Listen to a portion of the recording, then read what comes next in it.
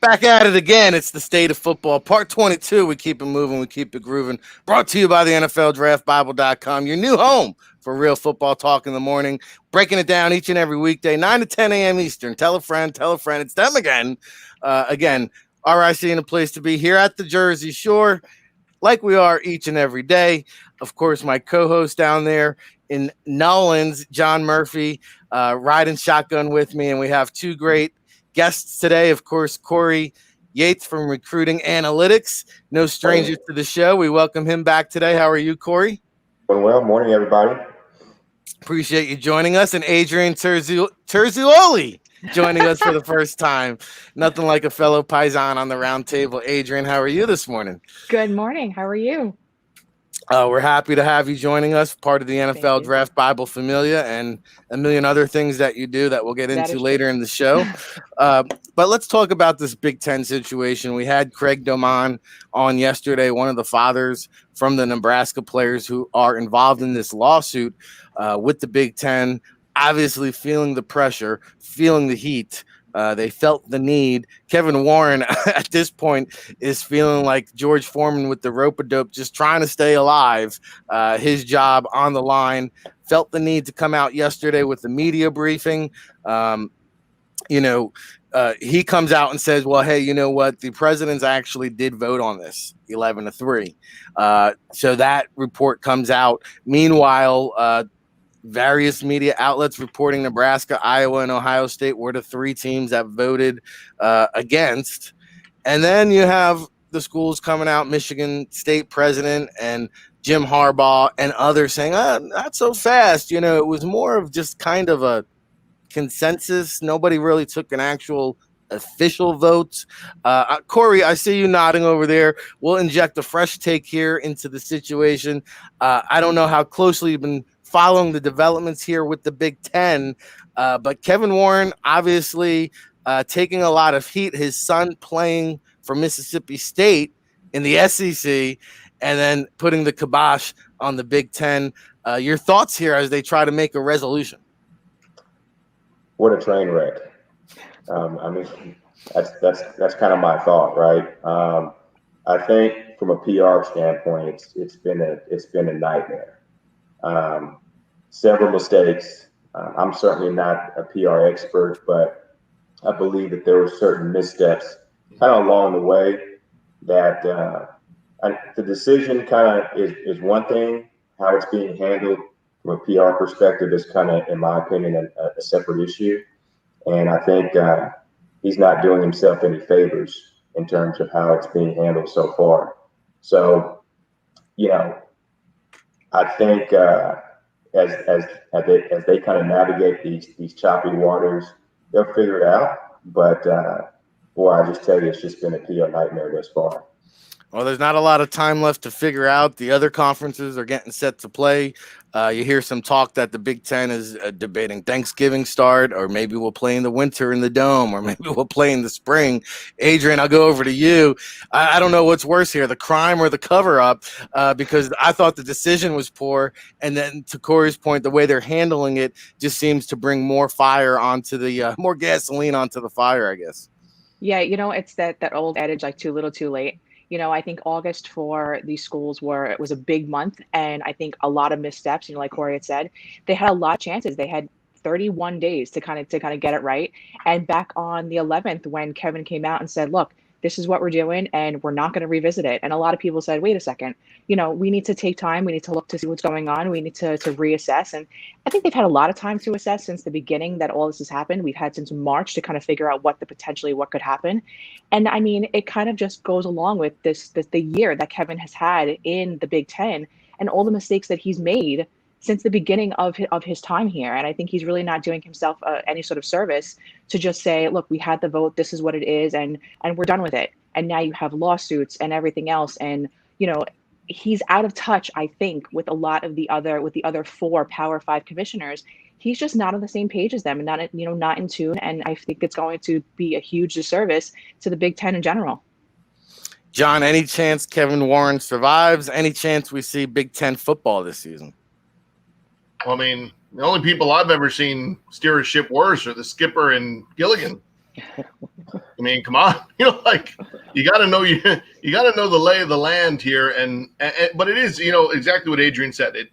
It's not just the Power Five, because it shows you once again that the NCAA, when it comes to major college football, nobody's on the same page, and it goes right to the top, because you can't have it where we're literally going to play. And some people are playing, other people aren't playing. Now you have to come out and say, well, the coaches poll is only going to be the people who are playing. So then obviously the only people would be the coaches that are playing, I'm guessing. So Justin Fields is still a Heisman candidate if he doesn't play? Type thing. Currently somebody from Austin P or Central Arkansas is leading in every official category in college football, so that's one way to go with things. And then I think you see, like, every day the information that comes out is totally different, even inside their own, conferences. NC State pushes the games back 2 weeks in a response to their COVID outbreak and says no fans. Notre Dame comes out and says limited fans, and the only people we're allowing to go are inside the bubble. So if you're going to school, or if you're around campus, or your coaches or staff or families, yes, no one outside that, that group of people. Okay, so that's Notre Dame's way of doing things. So you just hear so many different optics. And then I thought the very interesting one that was very small on the side was Ohio State saying, "Oh, by the way, we could play whenever. Like, hey, don't pay attention to every rumor and everything that you hear here, because don't tell anybody, but everybody's been practicing. Go look, fine print.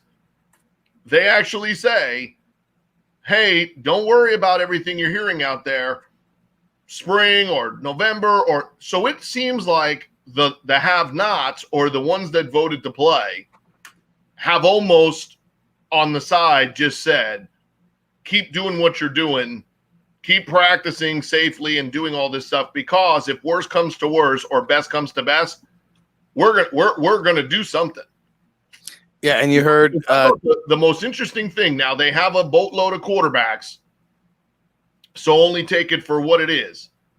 But there was speculation or rumor over the weekend that at the Georgia practice that they had and scrimmage game, lo and behold, who was there watching? Surprise. Former Georgia quarterback Justin Fields, which goes back to our conversation from last week, which is, okay, Jamar Chase opts out, Shelvin then opts out, there's a potential the safety opts out. But if I'm sitting at any of these other schools, if a linebacker had checked out, JoJo might have a different opinion today than he had yesterday about staying at Nebraska if you could go play linebacker at LSU. Yeah. But it'll be really interesting to see, once it starts, like we have no update on the transfer portal to say that literally, like I said, by the time we're done, Texas Tech's going to be a top 5 team in the country. Because everybody in America is transferring to Texas Tech, which is a smart move. But if you look at it, when is the window or transfer portal not open?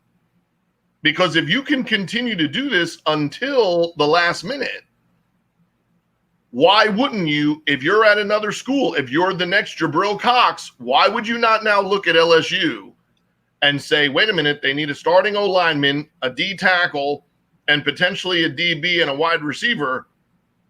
I mean, why wouldn't you run to do that? Because listening to Craig Doman yesterday, the agent, not the daddy, he said it properly. If you can go and you prove that you can play at the highest level at LSU or Alabama, or you've seen the other kids that have transferred, to Virginia and Texas Tech and stuff, you're really helping yourself out, to say that, you can go do that at the SEC level the way you've probably proven to be an above average player. Because, it did a world of good, for the grade that Jabril Cox probably had and what kind of film he would get this year.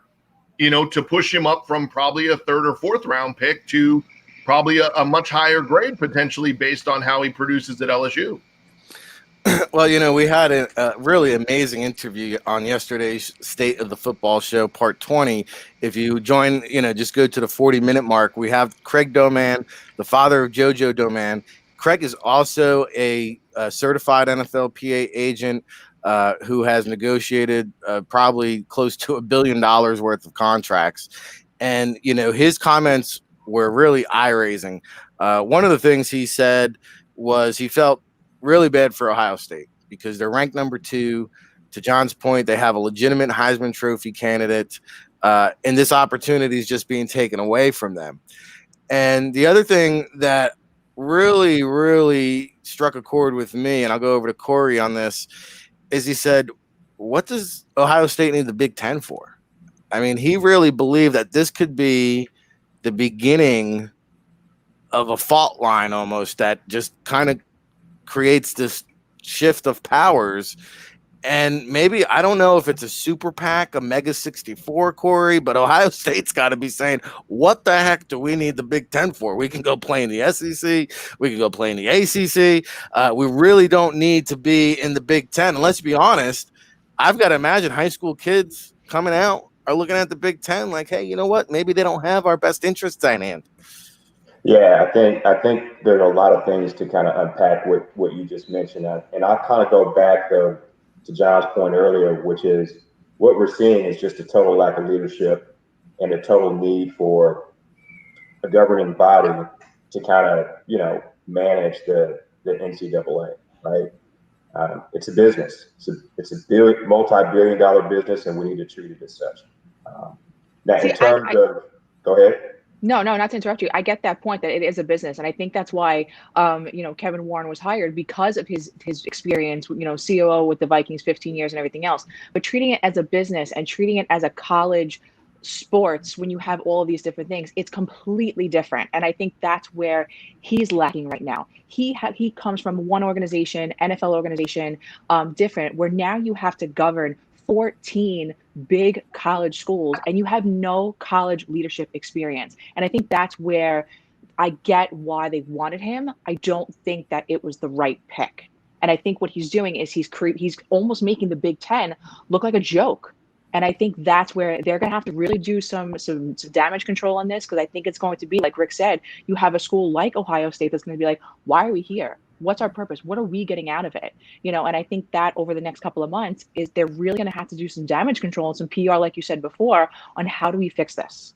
No doubt. And it is going to have a negative impact on recruitment, right? And that's kind of the point that Rick, you were kind of getting at is, hey, what are these recruits? What are they thinking about the Big Ten, right? What do they think about the Pac-12? That's a whole separate subject. But, it's going to have an impact, not just on the current season, but the seasons forthcoming. And so I think we're going to see a shift in how college football goes to market, if you will. And I think you're going to see recruits really take a hard look at this and scratch their heads and go, do I want to play in that league? Right? And so, this is, like I mentioned before, this is a train wreck so far. I don't know how you course correct. I think there's going to be lasting damages when it's all said and done. But if I'm a high school kid, I'm taking a look at the Pac-12 and I'm saying, not sure it's for me. I'm saying the same thing about the Big Ten, right? And so you think about schools like Ohio State, who is definitely in contention for a national championship. What do they need the Big Ten for? Right? Nothing. I mean, nothing. Right? I mean, that's kind of a rhetorical question. They don't need it, and I think we're going to start to see some things change as it relates to the prerequisites of these conferences. I think we're starting to see the writing on the wall. It may not happen in 2021 or 2022, but boy, I got to tell you, they're going to revisit the whole infrastructure, and this pandemic is really exposing some opportunities. And you know what? I think maybe in the long term, this thing could actually morph into something that's going to benefit the game college game long term in a positive way. Yeah, I'm not so sure that we have to wait till 2021, 2022. I think it might be happening as we speak here, because as long as Jim Harbaugh's in Michigan and James Franklin's in Penn State, those guys are going to kind of march to the beat of their own drum, so to speak. But you mentioned the Pac-12, and I want to kind of shift gears a little bit and talk about them a little bit here too, because it's been very underwhelming since the Pac-12 network formed. Underachieving results, underachieving teams. Boy, how the mighty have fallen, John. From you talk about UCLA, USC, even Stanford. The last couple of years have been non-existent. Really, really lacking that quality. I mean, when was the last time you saw a Pac-12 team in the mix for the college football playoffs? Ever? I don't think so. And to that point that you made in the chat room, John, the Merton Hanks hiring, kind of similar to Kevin Warren in some ways, where he has the NFL pedigree, but they brought in Merton Hanks, obviously NFL experience. A lot of people kind of questioning, hey, well, why are we bringing Merton Hanks on board? It's to achieve better results. It's to achieve better communication and maybe avoid some of the pitfalls, at least from the PR standpoint, that the Big Ten is currently experiencing. Yeah, I think if you bring in somebody there, they're showing the at least willingness to identify the factor that, hey, some of this, clearly if you're doing it for the basis of playing the sport, which is still paying all the bills, even in a Pac-12 that's struggling, in a lot of areas, with their network, it's obviously not doing well, and they're having, to force furloughs and layoffs and such. The on-field product, has not been what they expected. As a matter of fact, I bet behind the scenes, if you had ever told them that in all reality, two of probably the top 3 to 5 teams in the conference right now are two of the teams that they added, would be unbelievable to them to imagine that Utah and Colorado are on better football platforms right now than most of the rest of the conference. And thanks in most part to Herm Edwards, Arizona State is probably a top 5 team in that conference right now. If you just looked at the entire product of what they're doing and what they're turning out, the grades, you don't hear anything coming out of Arizona State negative. You see what kind of coaches and people he's brought around those kids, and you're seeing a much more competitive product, out of them. You're seeing Utah on the regular, is now a staple only behind Oregon in all reality, probably in terms of the last 5 years, where they've been ranked, the average, where they finished off ranked, what kind of bowl game they've been in the mix for, how many guys they've turned out to the NFL.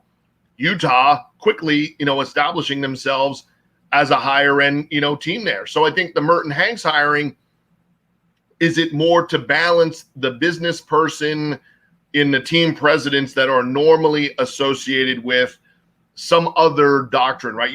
There's very few team presidents, and at times even full-on athletic directors that are fully engaged with that sport that is churning out the most dollars, right? It's a lot of people that love the money that football brings, but don't really have a true connection to the game and understanding, which you look at it, some of it's the resources and some of it is the recruiting, to say, hey, some of the biggest schools in the country, that were the biggest schools 10 or 15, 20 years ago, have had to literally reestablish their programs from scratch when they've hit rock bottom.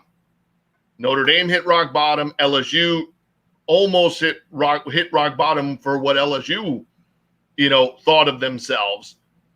Florida went, on a downward, angle. So when you're looking at where USC and UCLA are at, it's been coming.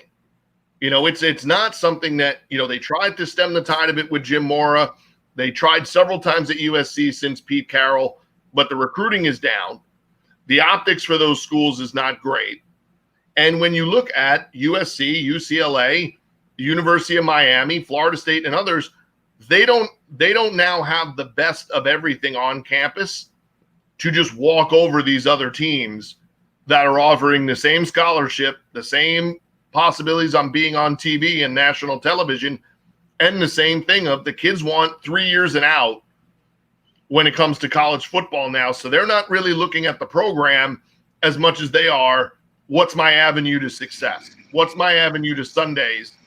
Not where am I going to school for the next 3 years? Because a lot of them are just thinking about it as a short-term layover.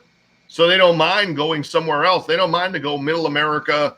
They don't mind going to a place that wasn't, thought of as the end-all be-all in terms of where you'd want to go to school. And I think those Power 5 conferences have to be very careful, because if you subtract Ohio State, Michigan's going to go with them or try to, which then Michigan State will try to go follow Michigan if they can. And Penn State can, on their own, go do something else. Or if this COVID scenario sort of enlightens or scares some of these programs with the travel, you could reformulate a Big East. You could reformulate, conferences and listen to what people said. Like, hey, if you had changed your schedule and the conferences had allowed for 1 year teams to just go play, we might be playing with less travel, but those conferences would not be, the stronghold anymore, because, Penn State could make a schedule with Syracuse, Boston College, Pittsburgh, Notre Dame. I mean, you're halfway there. And Ohio State and Michigan clearly could play almost anybody in the country and routinely recruit out of Florida and Texas and California. So all it would do was help the recruiting for those major programs to go out and play in California, to play Oregon, which you've seen Michigan do a bunch, and to go to Florida to play, and to go to Texas to play. Why? Look at their rosters. Look where they're going after guys.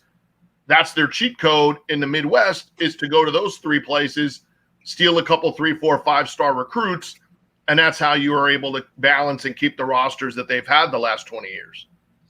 Well, I will say this, with the Big 12 in action, I think Pac-12 is just about the bottom feeder of the 5 Power 5 conferences. And we're not going to let them off easy here, Adrian, because a lot of people are criticizing the furloughs and saying, hey, well, the furloughs kind of skipped the executives. I don't see the commissioners or the presidents of the conference taking any kind of pay cuts. Oh, by the way, we're going to hire Merton Hanks. I'm sure he doesn't work cheaply. And by the way, the entire Pac-12 online digital team, you're furloughed. Your thoughts there? As someone who's worked digital for a much smaller school, I'm going to be honest, you don't get paid. So I really want to know what resources they're really kind of giving up, because the salaries for these digital teams aren't very large.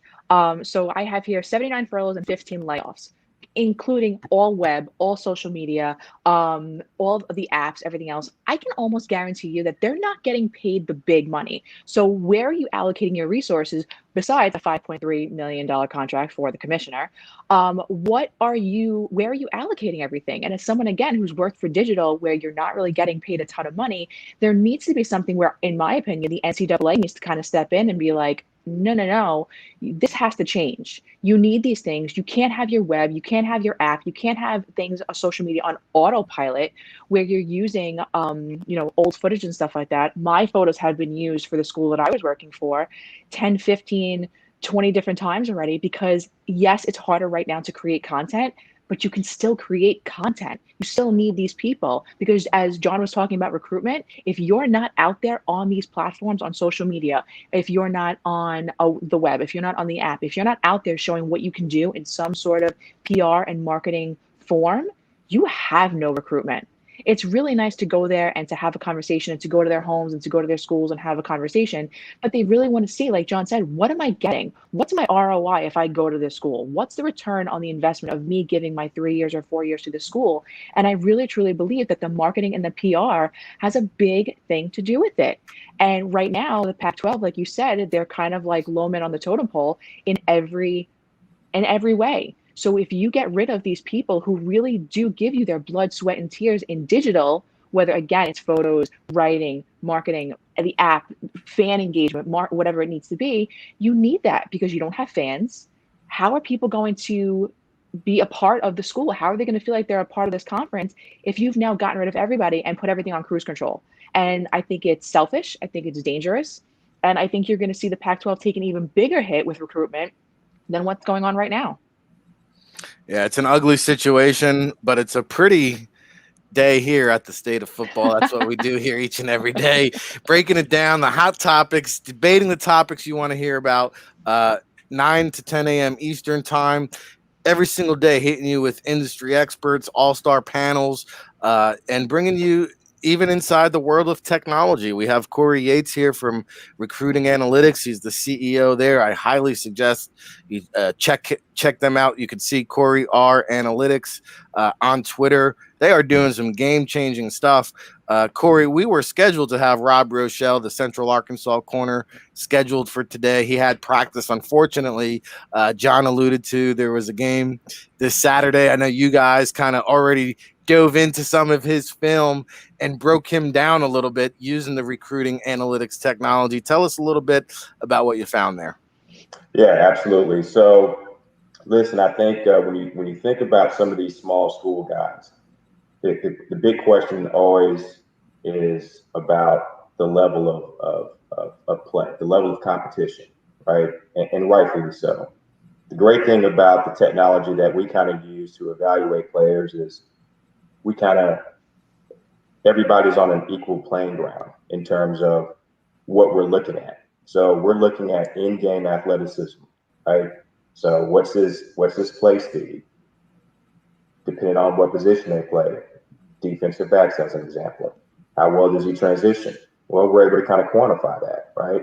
So whether or not you're playing at the FBS level, at the highest end of the FBS level, if you're playing at the Power 5 level, or if you're playing at an FCS level, your transition time, your in-game transition time is your in-game transition time. Doesn't matter who you're playing against, right? Your yards of separation, that can be influenced by who you're playing against. But we account for that. So when we look at Robert Rochelle, we see a guy who obviously has the measurables, right? He's got the Sunday measurables. He's long. He's got long levers. He's got speed. You can see that, in fact, on Saturday, if anybody saw the game. He had a couple of that went against him. I don't think it's going to, plummet his stock at the next level, because you saw some things, especially when you go back and look at it on tape. You saw some where he flashed.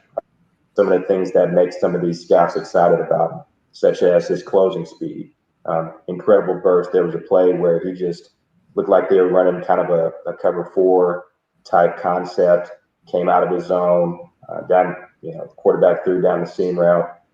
He didn't make the pass breakup, but you can see that explosion. You can see him kind of accelerate and close that separation like that.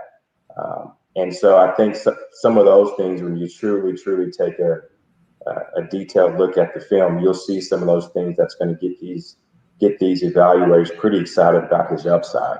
He looked to be a little bit raw, in my opinion, from a technique standpoint.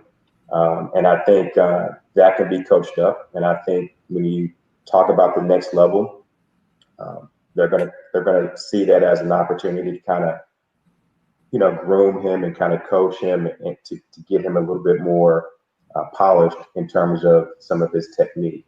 So to me, still an incredible prospect. I'd like to see more on him, particularly against, I think he's going to have some opportunities to play at some of these all-star games where he will be playing against FBS talent. He'll have an opportunity to showcase his skills there. But as far as the things that you can't coach, length, speed, the explosion, the kid can jump, he can jump out of the gym, right? Those things you just can't coach, and those things I think are what makes him a legitimate small school prospect. And so I'm excited to see how this year will continue to play out for him. From our perspective, we kind of graded him out. From the analytics tells us that he's got NFL potential. despite playing at the FCS level. Yeah, I mean, I think you're looking at a potential mid-round selection. Obviously, he's got some games to be played there. But, John, you mentioned earlier the transfer portal's wide open. He could have had an opportunity to transfer up, so to speak. Right decision, wrong decision, and how do you view Rob Rochelle's draft status here? I think if they knew, which it seems like they did, right? Playing last week already. They play again Thursday against UAB. So if Central Arkansas was telling their players, like, hey, we have our schedule. There's plenty of teams in the area that are willing to play. Sun Belt's playing, so don't worry about our conference, as much as things. And then you heard the positive from the NCAA of whether you play or not. Like, these are extra games. Not saying they're going to do it.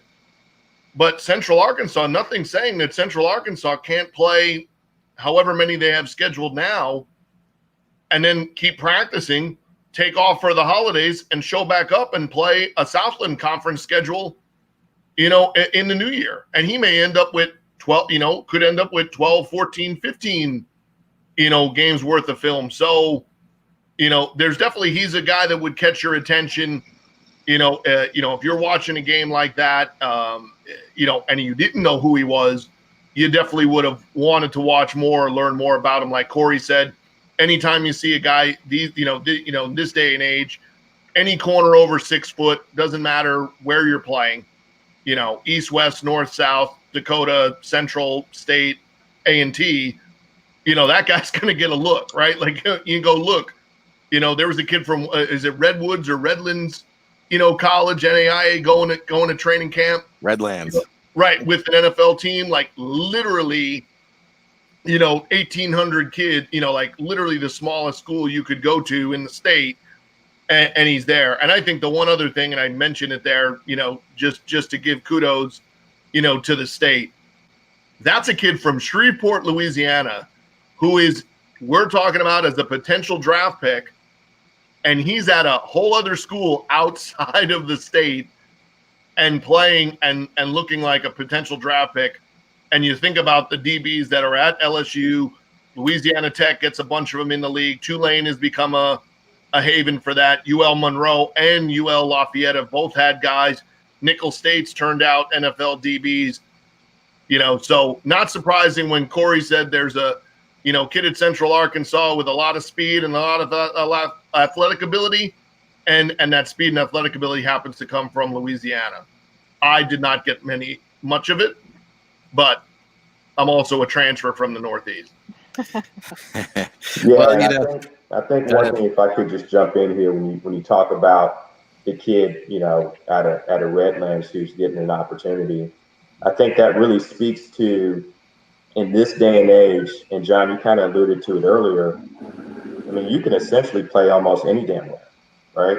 And if you can play, you can play. And so I think some of these recruits that are coming out, some get overlooked. There's no doubt about it. Some get overlooked. But you also have some kids that say, you know what? I want to go where I have an opportunity to be a 3-year, 4-year starter. Yeah. Right. And it's less about the tradition, right? At some of these Power 5 programs, and it's more about the opportunity to get on the field early, to demonstrate my ability, to give myself an opportunity to play on Sunday. Yeah, and so the other thing is, and Court, again, we continue to have guests that never really tell the audience how important what they are doing is to the bigger optics of what we're talking about each day. Every team, high school, probably all the way up. There's definitely people in Texas, if I'm guessing, that have some Corey Yates, sophomore kid in high school, that's kicking ass in his math class, is probably doing analytics for a high school football team, down there in Texas, no doubt. But the other part about it is the reason that that's occurring is there are people in every sport that are doing a version of what Corey and his group are doing for every professional organization now. And if you're not, you're just stupid, because there's no way that you don't want to add some portion of that to it, because you could look at it in another sport and say, clearly you see some guys getting drafted in baseball that it's not their production. It's not where they went to college or high school. It's that somebody is saying, hey, we look for pitchers that are sturdy, throw 98 plus. The Mets literally drafted a kid who is a 2-time cancer survivor who is throwing 98 plus at basically a college down the road here in Louisiana that nobody really came and watched, but it was just his analytics fit the model of 6'3", 220, 98 power fastball. Hey, somebody wants to look at that, right? It's the same thing as saying, to Corey, like, hey, if you're doing the analytics, and we heard the guy from South Carolina basically say it, hey, you want that optic of saying, like, we want all the 6 foot and above DBs running these times or doing these things. Why? Because if the last 20 of them that have gone to the SEC have panned out, if you can get those same optics from an objective source like Corey, and then go do the research on your own the way that those schools are doing it, that's a huge, cross check, for things. And I think you're seeing it at every level, of professional sports, and you're seeing the clubs that are doing it. That's why the Raptors are being successful with all their second and third level players that they're getting, because when you see them, they look like the last guy that was just productive, right? Quickly, you see Siakam, and then you see Chris Boucher play, and it's another 6'10" guy with all this athletic ability that you're like, where did I not watch that guy play college basketball at? How come I didn't know who he was? And I think you're seeing it in all the sports that people are using the analytics to say, like, this is the profile. So if you're in the NFL, you're saying, I want a 6 foot DB with 4'4", 35 vert and whatever. Okay, somebody in Corey's world is putting that information into the computer and spitting out 35, 40 DBs. And that's why a Robert Rochelle will get a look. That's why the kid at the NAI level, the D3 level, that's why you'll see all those guys are starting to get way more opportunities as priority free agents, because somebody in the building is just giving them the names of the guys. And the rawness of them is sometimes in the NFL actually a benefit, because it means he doesn't have the bad technique. Right.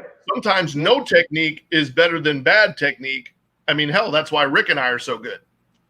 That's funny. Well, I will say this. We evaluate thousands of players each year at the Draft Bible, and one that slid through the cracks, there's always going to be a guy. If you know who Tershawn Wharton is out of Missouri Science College, well, congratulations. You're today's winner, because he is, according to James Palmer at the NFL Network, a lock to make the Chiefs roster. Okay, so there you go. Missouri Science College. Amazing. And, Robert Rochelle, unfortunately, could not join us today. Hopefully we'll get him on in the future. But to John's point, they might play 15 games. They played the first game on Saturday. They'll play the next college football game here on Thursday against UAB. So we'll see more of Rob Rochelle. Make sure you tune into him on Thursday. Make sure you tune into the State of Football each and every weekday, 9 to 10 a.m. Eastern time. We don't mess around here. It's real football talk that matters. All right. No more fluff. No more shoveling the same storylines down your throat and keep feeding you Tom Brady. No, we don't do that here. As you can see, we take a deep dive into the topics that you really want to hear about, really what's happening inside the world of football, the business of football, the analytics of football. Make sure you go to NFLDraftBible.com too, because we have the virtual draft guide now available. You want a resource for prospects, nearly 300 scouting reports already in the can. We finished with 682 last year. We're on pace to smash that record. And so you can actually access the Draft Bible as we compile it. It's the first time we've ever done that before. Go to NFLDraftBible.com for that. Of course, we have all of our seminars. Let's shift gears with a few minutes left to play here. A lot of moving and shaking at the NFL level, and a big day for Rutgers here in New Jersey.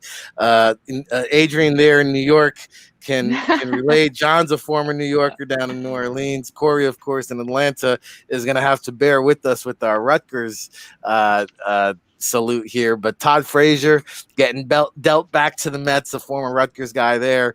But The one that Adrian's excited about as a Giant fan, I know, is Logan Ryan. And here's a guy now, I mean, incredible that he was even on the market. He changed agents. His asking price comes down. A little bit puzzling to me that he signed with the Giants. Maybe Adrian can make sense of it, but he led all corners and tackles last year, 112 tackles, 5 sacks, 9 tackles for loss, 4 interceptions, 18 passes defended. I mean, this guy is playing at a very high level, and I think what is more important than anything for the Giants, at least, Adrian, is his versatility. Yes, 1,000%. And you know, this is his 8th year in the league. From my perspective, from what I've read, what I've talked to people about, I actually reached out to him. He hasn't gotten back to me yet. So Logan, if you're watching, reach out to me. Let's chat. But from what I've been looking at, what I've been hearing is that he actually he wanted to come here. They gave him a choice, saying, "Hey, you know, where do you want to go?" He is a New Jersey kid. He is a Rutgers kid. But I think the biggest draw in for him was that he already knows both Judge and Graham. He's won 2 Super Bowls with both of them in New England. And I think that he knew their style, he knew their play, he knew what it was going to be like. And I think that was a draw for him. And I really commend him. And I know this is kind of like a hot topic and a little bit of button issue of the changing of the agents. And I really commend him for that. Whereas, like, look, I'm not getting what my agents are asking for. And we all know agents, so it's not a slap to them. It's just fact. We all know, you know, it's his agents were asking for a number and he wasn't getting it. And he pulls in a new agent and he says, okay, look, this is what I want. This is what I'll play. And the agent said, let's go with this. He lowered his demands. He lowered his price, and the Giants picked him up. And I think right now, and we know that the Giants secondary has, let's be honest, it's been crap for the last couple of years. And I really think that adding him at either a safety or a CB or whatever, where they need, is going to give them that, like you said, that versatility. My opinion, you put him with Peppers and you put him with Love, and that trio right there is going to be very effective. We're hoping. You know, Love's going to get a lot more play now because with McKinney out, that I really think that it's still a young secondary. He is going to be the old man out there, and he's not an old man. He's the veteran out there. But I think that with his leadership, with his style, with putting together a really great secondary, I think they're on their way to becoming a little bit better. You know, I woke up knowing that they got a little bit better today than they were yesterday. So it makes me as a Giants fan very happy. I think we're still growing, but and then you have a lot of other CBs that you could look at. Another guy that I looked at was Javon Henry. He's kind of been all over the place since he was, practice squad for the last couple of years. He's been with Pittsburgh. He's been with the Jaguars. He's been with the Patriots. Then he went to the XFL, and now the Giants picked him up in April of 2020. You've got the rookie they just signed, Chris Williamson, who they're looking at. There's a lot of different versatility. There's a lot of different options that the Giants can go with. My projection, if you want my projection, is going to be this trio of Ryan, Peppers, and Love. And then if you bring in the rookie Holmes and maybe James Bradbury, I think if you have those guys together, I think you may have a strong secondary. I'm hoping, my fingers are crossed, but it's the Giants, so you never know. Somebody put out a tweet there yesterday, described this secondary in one word, and my response was just patchwork. They're just patching this thing together. Right. Bradbury obviously coming over with the Carolina roots there with Gettleman. Right. But John, Adrian mentioned the switching of agents. His previous agent asking for $10 million per year. And then he switched agents to our good friend, Sport 5, Joe Siegel and Justin Van Fulpen, who's a regular guest here on the State of Football. They come in and get the job done. They drop it down to 7.5, and the Giants jump all over it. Yeah, and I think having options at that point, and staying and going close to home as well. There might be something to that. Knowing that signing a 1-year deal isn't always just to sign a 1-year deal. A lot of times there's a method behind that madness. He was asking for roughly 10. So if you can come into the Giants, play wherever they need you to temporarily, but know that there's probably, some long-term opportunity to stick with them. As you mentioned, a lot of the guys that you're hearing, okay, Peppers has been around, Bradbury's been around. A lot of these other guys, it's going to be over the course of time to see who out of the young players really can play. But the things he can do is you could, a year from now, slide him into nickel and play a younger guy out at corner. Slide him to free safety, depending on what goes on with Peppers, and the development of Love, which they've been waiting for, and he's been waiting for a better opportunity. So I think, again, the other thing it is you're bringing the right type of guy, right? You hear Logan Ryan, that's a little bit different than Janoris Jenkins, right? That's a little bit different than Tremaine Johnson. You're at least what you're bringing in the building is another guy that knows what kind of, things that Joe Judge has done. And as much criticism as I and others have given to that idea, this shows you that they're in lockstep, at least as an organization, to be okay with the Joe Judge, let's do some laps, and get on guys for 5 minutes before the meeting is late. If you're bringing in more people like Logan Ryan, who will say, hey, but the dividend in 2 or 3 years is that we're super competitive and can win.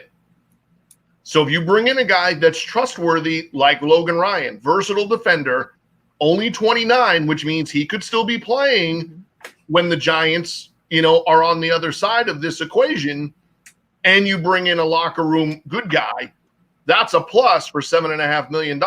And the other thing it shows you is, and it's happened before because we've seen players do it. And Njoku changes agents. Now, it didn't get a deal done with Jacksonville, but it got him a trade. And it got him traded to a contender where he's going to get to put up primetime stats opposite an all-pro guy and gets him an opportunity. Logan Ryan changes agents, has options. We know there were 2 or 3 offers over the weekend, gets to go to the Giants, which may turn out to be a long-term scenario. I, on the other hand, change agents, and I end up back with Rick every day. So sometimes it works, sometimes it doesn't work. Hey, there's a consolation prize in there somewhere for you, John. But we did mention, we discussed the Yannick Ngakoue situation yesterday. Corey, I just want to go over to you real quick, get your take on 2 things. One, the message that it sends to the Giants fans, because they just jettisoned all the veterans out of this organization. And then they say, hey, well, you know what? We want this high caliber player, one of the top corners on the market. Let's bring him in here. And yeah, I get it. He's Rutgers jersey, this and that. But I mean, here's a guy who was playing in the AFC Championship last year. And then I guess, I kind of see the light on the Giants standpoint to John's point is, we need more guys that are going to buy into this hard knock lifestyle that Joe Judge is putting on the Giants here, having their coaches run laps, reaming out the team the other day after 2-hour practice, just digging into them for 5 minutes, screaming and yelling, and then running them back out there for 30 minutes. I'm curious to get your take, and of course, I'll go over to Adrian as well. Is this style going to succeed? It's a good question because, certainly the athlete these days are I always joke with my son. I'm like, you guys are built differently than we were coming up. You guys, the grit is different. For a number of different reasons. So will it last short term? Yeah, I think so. I think sometimes you need a change of pace, but can it be sustained over a long period of time? I don't think so. In this day and age, I think the mindset of athletes are completely different than what it was, heck, even 10 years ago, to be quite frank with you. So it'll be interesting to see. But yeah, my short answer is I don't think it's going to be something that can be sustained over time. All right, let's go over to Adrian for the final word on the Giants. Adrian, they ran Tom Coughlin out of town so quickly here when his voice began to fall on deaf ears. Mm-hmm. They run through the retreads of Ben McAdoo and Pat Shurmur, and then they say, oh, you know what? We need a disciplinarian in here. So right move, wrong move. Do you like the style? Do you like what you're seeing? Is it going to work? It's funny that you said that because when that first article came out or tweet came out where, it says, oh my God, he's having them run laps, and I remember tweeting, like, I'm getting Tom Coughlin vibes. I'm getting vibes where Coughlin came in and it was, here's how we're going to do it. And you had a guy like Michael Strahan where it was like, you need to pump the brakes. This isn't how we do things here. And then he took him to 2 Super Bowls. And then all of a sudden everybody was friends. And then Coughlin pulled back a little and says, let's figure this out together. So I agree with Corey that I think at the beginning, there's a shock value to it. I also, my tweet that I posted was, is he doing it because he knows that he has this invisible target on his back that We've had two very unsuccessful coaches in the last couple of years. Is he doing it because he knows he needs to kind of put his foot in there and say, this is who I am? Is he trying to be like, oh, I came from, the Belichickian way, where it's like I played, I worked for, Bill Belichick, and, he is the GOAT when it comes to coaching. And I hate that phrase. But I think that he has to try something, because I think since 2011, since that last Super Bowl run, the Giants have not played Giants football. There's been a lot of nonsense. There's been a lot of drama. There's been a lot of outside noise. And if you want to get back to what makes Giants football, I think you need this at the beginning. I think you need a little bit of a hardness of a coach, but I don't want him to do it because that he feels that he has to try. He doesn't want to do it where he says, I am coach, hear me roar. I think he needs to kind of come in, sit down with everybody saying, this is what I'm putting forth. This is the coach I want to be. And I need you to help me get there. If you want to play, if you want to win, great. If not, then we'll find somewhere else for you to go. And I think that's why bringing a guy like Ryan in is really going to help them, because he's played with them, and you need a strong player and you need a strong leader to say, look, this is the buy-in we need right now. You know what? And if in a year or two he changes his way, that's fine. Coughlin did it. I'm okay with that. But I think that the running laps and everything else, and I've talked to my dad about that, and he says, that's football. That's just the way it is. If you want to play, great. Can you do that at the college level? No. We've seen that coaches have been fired for much less. But this is the NFL, and if you want to play and you want to play at this level, run your damn laps and shut up about it. Well, I know Judge is taking a lot of criticism. I actually heard the other day Belichick had his coaches out there running laps for mistakes. So, right. Again, I think it's a very, very interesting situation, because I think that, Belichick carries the cachet, right? Mm-hmm. And we've seen so many Belichick disciples try to be Bill Belichick. And as John mentioned on a previous show, it better be genuine, right? Because if not, the players are going to sniff it out and call it for what it is, a fake, phony kind of situation. So we'll continue to monitor that situation, of course, here from the Jersey Shore. But John, another big piece of news. We've enjoyed watching the Chargers here on Hard Knocks this season. I kind of thought they were in position to be one of these kind of worst to first kind of teams. And, the hits keep on coming, unfortunately, for this franchise. Derwin James, who missed 11 games a year ago, suffers a torn meniscus. Report I saw, he'll be out 6 to 8 months, essentially the entire season.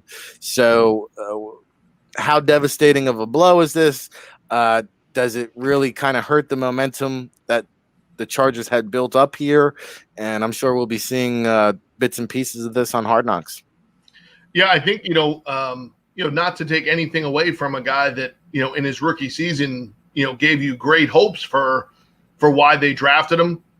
You saw the versatility in that division.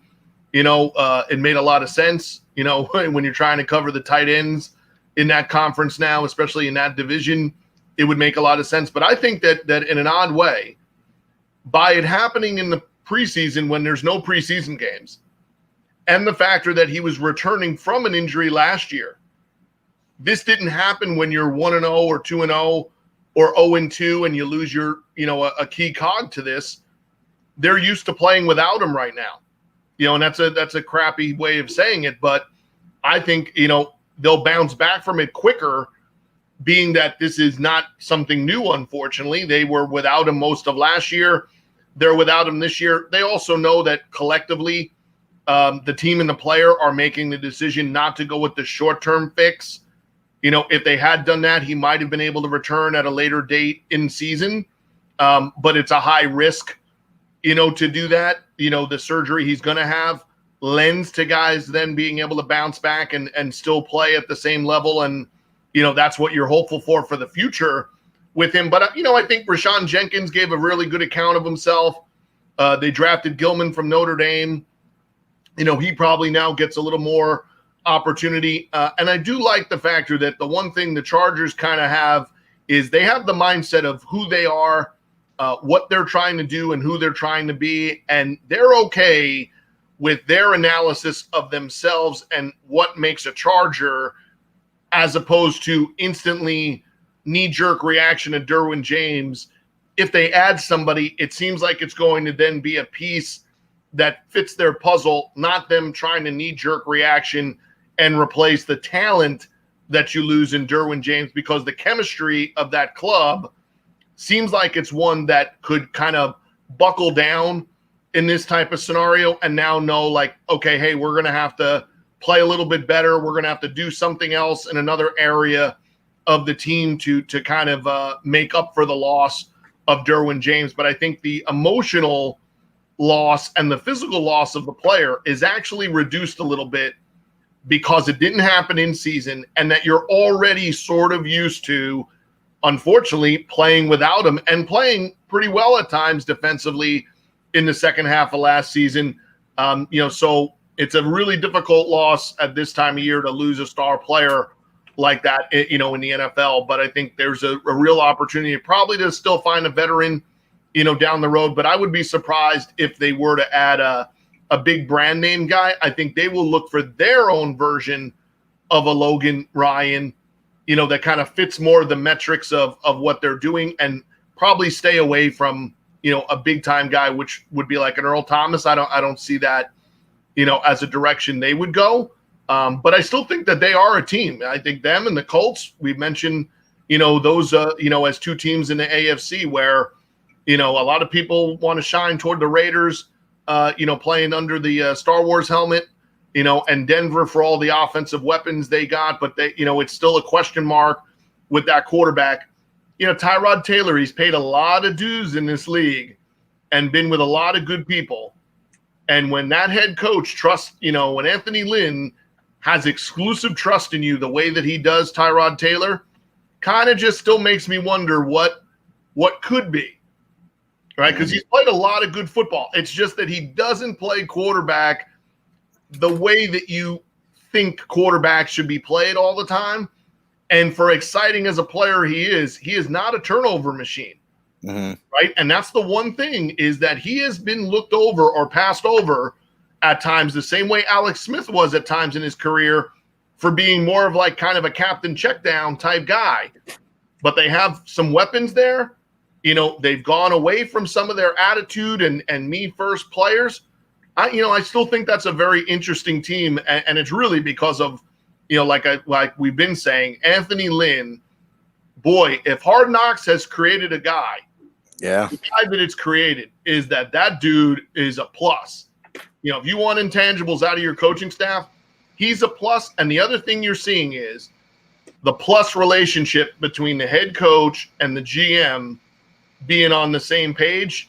That's a unique scenario where they are sharing the power, they're sharing the decision making, and Telesco is making a really good name for himself as well as a GM. Yeah, I'll tell you, the more I see of Anthony Lynn, the more I love this guy. I mean, he can coach for my team any day of the week. I think Tyrod Taylor, they might have caught lightning in a bottle there. We shall see. You mentioned Earl Thomas, Eric Reed, very good-looking safety there, also a free agent. Maybe he's in consideration. We're running out of time, but this story here, I just want to touch base on it and tie it in, because we saw our buddy Ed Wazalewski hanging out with Antonio Brown the other day, obviously still on the market. Josh Gordon applying for reinstatement. Will he get signed? Corey, I'll get your take here. Putting you on the spot. It just came down the wire this morning. Josh Gordon was on that Super Bowl team with the Patriots. We've talked about money management with Barry Robert Ozer here on the State of Football and the pitfalls that players run into. But here's a guy who had to put his Super Bowl ring for auction, and I'll give him credit, man. $138,000 he gets for the Super Bowl ring. Wow. The same auction. I mean, Babe Ruth's 1934 Yankees contract is getting $234,000. Mickey Mantle's used bat $288,000. Michael Jordan's rookie card $420,000. But not too bad for Mr. Josh Gordon, $138,000. I don't mean to make light of it, but he obviously needs the money. Will this guy get another opportunity? Do you see Antonio Brown and/or Josh Gordon playing here in 2020? I don't. I think the baggage that they bring at this point in their career doesn't necessarily the baggage that they bring outweighs the talent at this point in their career, in my opinion. I think you've got a number of, younger, fresher legs, less baggage guys that can kind of, produce in the way that these guys have produced in the past. And so for that reason, my personal opinion is I don't think they'll get another opportunity. They may get a shot, but I don't think they'll make a roster, and I don't think they'll contribute in a meaningful way in 2020. Well, it would be something else to take that risk, bring those guys into camp. One last bit of news and information here coming down the NFL wire. I see the Kansas City Chiefs, Adrian, here are going to announce an extension for GM Brett Veach, Andy Reid, getting up there in dog years, a 6-year extension, creating some stability. You like the move, dislike the move? Any concerns about Andy Reid's age? The move. I love the move. I am a huge Andy Reid fan. And it wasn't always, but I think when something about him with just what he's created with this Chiefs team is just incredible. And I love the move. I don't know if I see 6 years. I think 6 years is being a little overzealous. I say 3, maybe 4. I don't know if I see 6. But I like it. I like it right now. This Chiefs team they're cohesive, they're competitive. They're right now, from everything that I've seen, they're in the probably like top 5 to win the Super Bowl. So I think that as long as you have it, as long as you can, lightning can strike twice and 2 and 3 and 4 times, why not? I don't have them winning the Super Bowl, but you know what? I could be wrong. Well, since you went down that road here, we are wrapping things up with another great edition of the State of Football. And Adrian is also our director of photography here at the NFL Draft Bible, but she also has a new venture, Beyond the Field Apparel, which is a great, great new clothing line. Samantha, my wife here, the real CEO of the NFL Draft Bible, got her gear already in the mail, and she loves it. I mean, we're going to be ordering a lot more of it, so hit us with a double dose, take us through Beyond the Field Apparel and what that's all about, and then also hit us with that Super Bowl prediction. I guess it's not going to be the Chiefs here. No, it's not. And I mean, look, in a perfect world, it would be the Giants, but I'm also a realist. Like I said, I like the Chiefs, but this year I see the Saints. I feel the Saints. I feel it's their time. They're always so close, and I just feel like this is it. I feel like this is Breeze's kind of like last dance, and I feel like he's going to get it this year. Call me crazy, but that's my prediction. Beyond the Field I created was I am the ultimate football fan, and women, let's be honest, women make up 50% of the football watching population. And we don't always want to wear jerseys. We want to wear fun clothes, comfortable clothes. We want to go to the game, go to the bar, go tailgate. And that's what I created. We've got t-shirts, we've got joggers, we've got sweatpants. We even have pet apparel. So I have you covered for everything from tailgate to the bar. And check us out, beyondthefieldapparel.com. Nice. Yeah, I think we all got dogs here. Now, it's interesting because we have had 3 people pick the Saints for the Super Bowl, but you're the only one picking them to win. We also need, who are they going to defeat there in the AFC? Oh, goodness. You just put me on the spot. I did that. You did that. God. I don't know. It's well, you think about that, Corey. I am. You have the Cowboys over the Chiefs from your last prediction. You're sticking with that. Absolutely. Right. I bought you a second of time there, Adrian. You see what I did? No, I don't know. I have to do more research on it. I really have to do. Right now I'm all in on the Saints. All right. We'll come back to you. We're keeping tabs of all our guest Super Bowl predictions.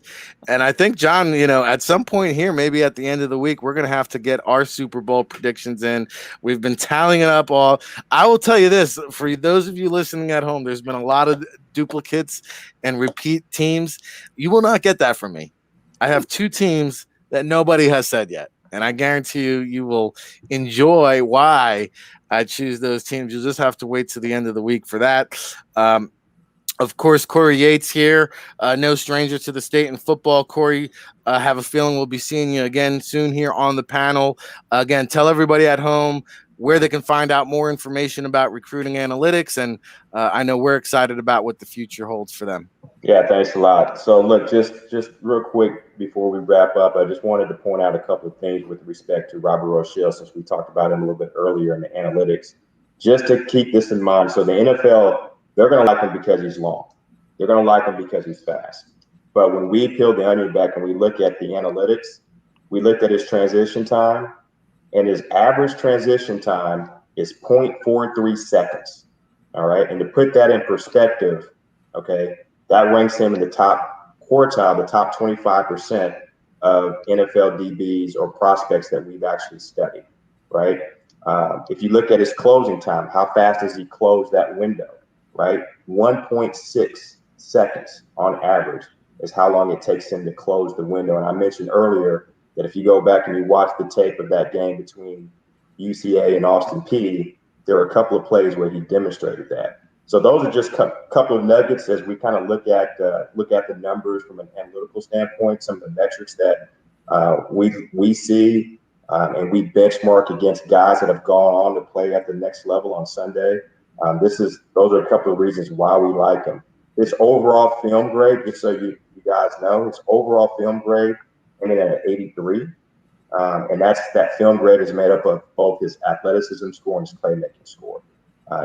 For prospects that have a film grade of 80 or above, there's a strong correlation between their collegiate film grade and them going on to play at the next level on Sunday. And so he certainly fits that criteria.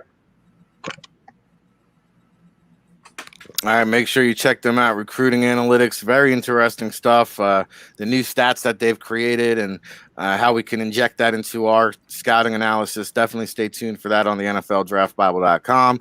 Of course, John Murphy, NFL Draft Bible familiar for life. Of course, Vice President of Player Personnel for the Toronto Argonauts, hanging out down there in New Orleans until the 2021 season. So,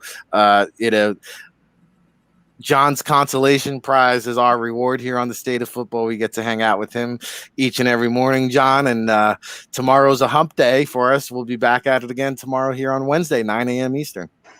Absolutely. And one thing in closing, as a former, always New Yorker, but, someone who grew up in the tri-state area when the Big East was the Big East. Sad day yesterday, losing John Thompson, even though he was a nemesis. Thought for sure one year that Chris Mullen driven team was gonna go somewhere, and he shut that down pretty quick, there. But two-time NBA champion with the Boston Celtics and the first African American coach to win an NCAA championship. So you know how many players and how many coaches' lives he touched just by simply doing what he did in a time frame when you look at Georgetown basketball and what it wasn't and what he turned it into and the amount of guys that he worked with and saved. Now, there's a lot of them that went to the NBA, but if you really want to look back at the life and career and the lives that John Thompson touched, read some of the stories about the kids that he helped recruit, tried to recruit, or just stayed in contact with that never went to Georgetown, but that he got out of the dangerous situations that they were all involved in. And take a look at what Alonzo Mourning has to say about Coach Thompson and the things that he was willing to do. Just quickly, John Thompson at one point in time, and now he wasn't a small guy himself, had the willingness to go confront one of the number one gangster guys in that area and basically told him, if I see you messing with my guys again, I'll be the person you got to deal with. There's not a lot of people like that, especially when you think about the era of time that he was doing that. And stuff. So, as somebody who got to watch a lot of Big East basketball and go to the Garden to watch a lot of, Big East basketball, that's a big loss. But really, it's not about the championships and, not about the things that he did. It's really about a lot of these kids that you never heard of, not just Mourning and Iverson, a lot of the kids that he recruited whose lives went sideways, that the one person that was a constant in their life to bring them back on shore every time they kind of got out in the deep water was John Thompson. And that's a real credit, to a coach, right? It tells you exactly what you're looking for out of a coach and out of a person. and a big loss to lose Coach Thompson. Definitely the gold standard there for any coach. And I go back to, Patrick Ewing, Alonzo Mourning, Dikembe Mutombo, Othello Harrington. The list goes on and on. It just seemed like every year Georgetown was producing an NBA center. But, John Thompson, to John's point, light years ahead of his time. So definitely thoughts and prayers go out to his family. Of course, thoughts and prayers go out to the State of Football panel. Hopefully we can make it back here tomorrow for the 9 a.m. Eastern time, get some sleep at some point. But it's been a lot of fun breaking it down here. Tomorrow we'll have part 23. And if you're just tuning in, we're going to be doing this each and every day throughout the football season. We have some very serious discussions about elevating this show to a higher platform. We're excited to announce that in the very near future. So we appreciate you, those of you tuning in from the beginning, right? These are the beginning of a big time show here because as you can see, we've got the industry experts bringing you unique perspectives, different angles, hot topics, football debates. It's what we do here at the State of Football. Make sure you go to NFLDraftBible.com and we'll see you all tomorrow.